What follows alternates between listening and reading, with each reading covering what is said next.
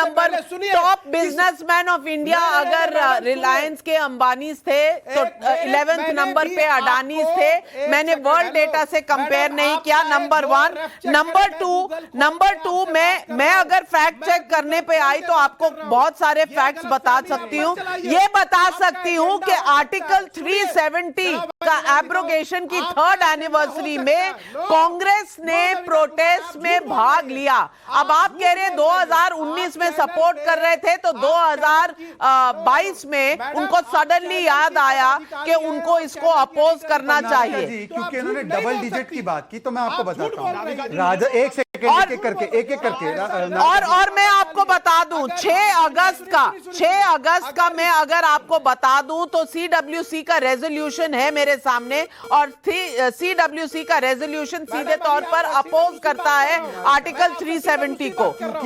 मुझे लगता है कि आप लोग रिसर्च कम करते हैं और अगर मैं फैक्ट चेक करूं तहसीन पूनावाला को तो मैं फैक्ट चेक के तहत आपको बता सकती हूं कि अप्रैल 2020 से अप्रैल 2021 के बीच कोरोना काल के एक साल में पत्रकारिता नहीं कर रही है आप, भारतीय जनता पार्टी के भाई साहब मैं 30 साल पत्रकारिता कर चुकी हूं। मुझे फिलहाल आपकी सर्टिफिकेट की जरूरत नहीं है। जो आपसे मुझे कभी मिलना नहीं है उसकी उम्मीद मुझे है नहीं, क्योंकि लाई डिटेक्टर टेस्ट में रोज आप लोग पकड़े जाते हैं फैक्ट्स गलत बोल के। आप मुझे क्या ही सर्टिफिकेट देंगे?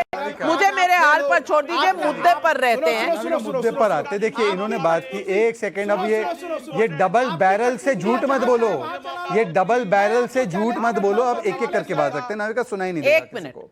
हाँ, एक एक करके बात रखते हैं। इन्होंने डबल डिजिट की बात की। डबल डिजिट, आज राजस्थान में बेरोजगारी डबल डिजिट नहीं 31% पर है, मतलब कि राष्ट्रीय औसत से 5 से 6 गुना ज्यादा, और एक वर्ष से 20% के ऊपर है। क्या कर रहे हो उस डबल डिजिट अनएम्प्लॉयमेंट के लिए?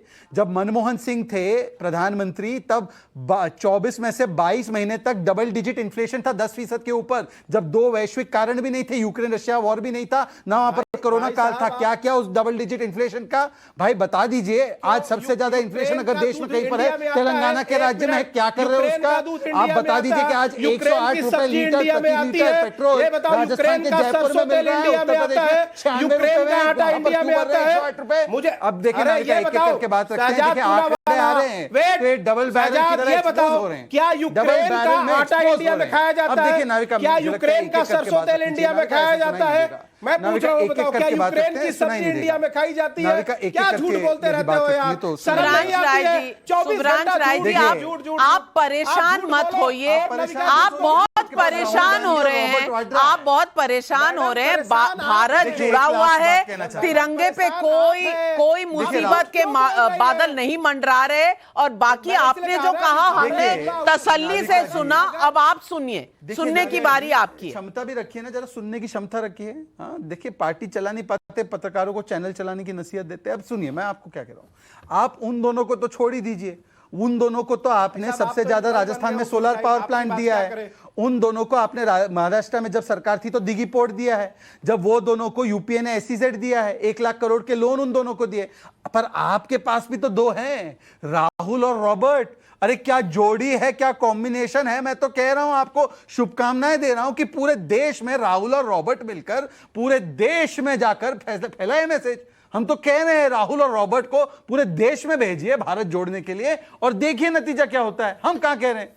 और अब मैं ये दिखाना चाहती हूं लिस्ट। आपने मुझे कहा ये 2014 की Forbes list of rich Indians है, 2014 की फोर्ब लिस्ट ऑफ रिच इंडियंस है। इसके पहले नंबर पे यहां पर अगर मेरे कैमरा पर्सन इस पर कर सकते हैं तो ये नंबर 1 पर मुकेश अंबानी है, ये नंबर 1 है। और अगर मैं नीचे आऊं, ये उसके बाद दिलीप सांघवी, अजीम प्रेमजी, और ये मैं झूठ तो नहीं बोल रही हूं, ये फोर्ब्स लिस्ट इंडिया टॉप 100 है। और इसके यहां 11वें नंबर पर गौतम अडानी नजर आ रहे हैं।